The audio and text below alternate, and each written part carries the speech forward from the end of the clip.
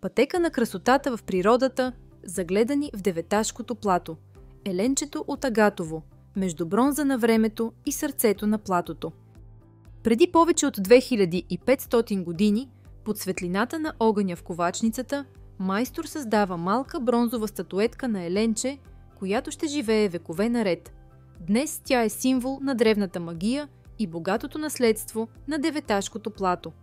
Как една малка бронзова фигурка, намерена случайно през 30-те години на 19 век, събира в себе си истории за древни цивилизации, божества и безвременни традиции на местните хора, които все още вярват в магията на тези земи.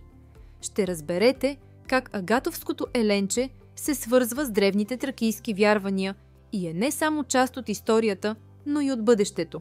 Магията на бронзовото еленче е не само в историческите му корени, но и в начините, по които древността продължава да вдъхновява съвременните поколения да съхраняват наследството си.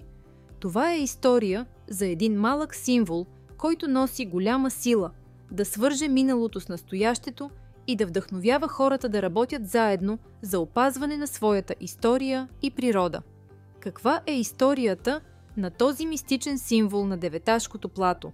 Време е да откриете не само миналото, но и бъдещето му. Готови ли сте да се потопите в легендата за бронзовото еленче и да откриете как една малка фигурка може да промени бъдещето на едно място?